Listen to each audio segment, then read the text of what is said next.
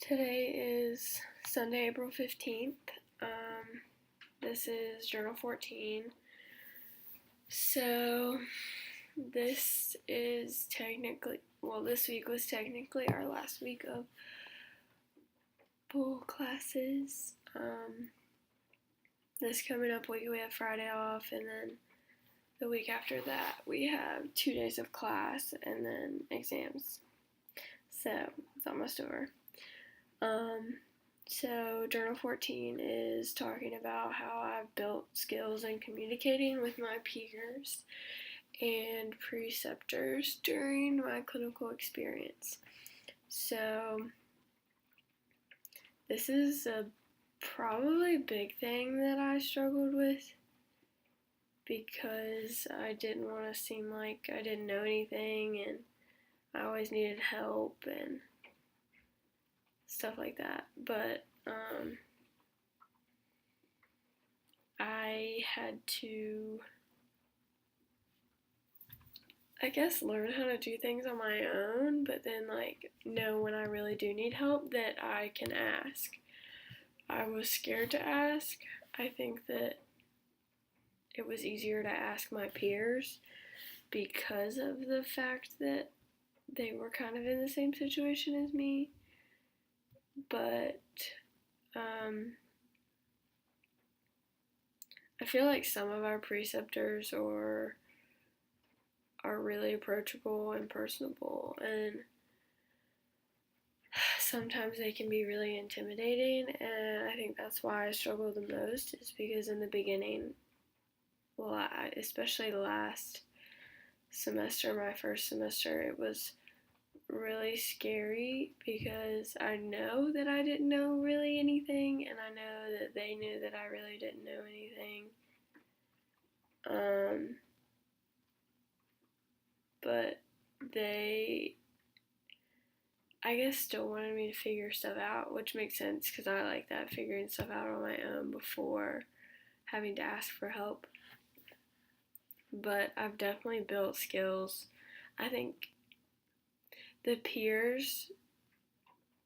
communicating with peers was easier because when we come in for preseason, we're together and we rely on each other and we see each other every day for from that's 2 weeks at least. Yeah, I think it's at least 2 weeks. I can't do the math right now. But we rely on each other for that long of time. We're together all day pretty much until real close to class starts. So I kind of had the bond with some. I still don't really have the bond with others. But I know that we relate on more than the preceptors do. This semester, mostly when I was with Melissa as my primary preceptor, I was really intimidated, really scared because because she is in charge of everyone in the clinic, and she's taught before and she makes a lot of big decisions for us. So yeah, I was really intimidated, and I think that I definitely warmed up to her within my first couple weeks with her before I rotated. But I definitely have enjoyed my time asking her questions and learning about what she's done, and I think that also I needed something to relate with some people to be able to communicate well. So I had a lot of allergies last semester. Coming into this semester, I acquired a lot of things. So it was kind of like a little bit of a medical mystery for a little while. And she and Chapin, another preceptor, really helped me kind of get to the bottom of things because Chapin was the athletic trainer for the team that I was on. So she asked Melissa because Melissa was her boss, or is her boss. So yeah, and I just kept updating her, and we kind of grew a little bit together. So when I rotated back for these last couple weeks with her, it was completely different. Also, I think that I realized that they don't want us to fail, which I know they don't unless you're doing something stupid. But there's always that thought, like, why are they doing this to me? Why are they making me do this? Blah, blah, blah. I don't think I ever felt that way with them, but evaluations in the end of the semester are really important from them, and that means a lot to me. The way that I am seen as an athletic training student to them as well as the athletes is really huge in my heart and in my mind.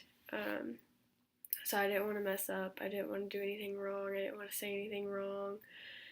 And I told her a little bit of this, that I was just kind of scared. I was just a little intimidated. I was just, trying to get my feet wet, stuff like that. And then I came in this semester a little different, not as scared.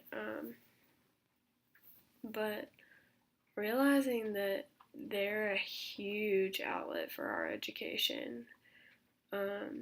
We don't get to learn everything in the classroom here because there's so much to learn. So when something happens, or they talk about what they've experienced, like a crazy happening or something like that, like what if that happens to me? What am I gonna do? Stuff like that. I really think that just having that quality time, just kind of sitting in her office or talking while we're doing a rehab together, or while we're doing clinical experience for her softball games or softball practice or basketball games or basketball practice. I learned a lot about her and she learned a lot about me, but really building with my peers and my preceptors, you have to have something to build on. So being personable, being reliable, I think also being very open to doing things and not being scared, which I was before. I'm not anymore. The big thing is being reliable and showing up early, a little bit early, just in case, or, trying to make sure everything's covered for the week. That's a big help for them, and that means a lot to them because they need the help. I mean, one athletic trainer for 20, 30 people if is hard, and especially, with our access here at Emory, the big thing is, getting the gator and getting the water out and stuff like that. And you'd be like, well, if one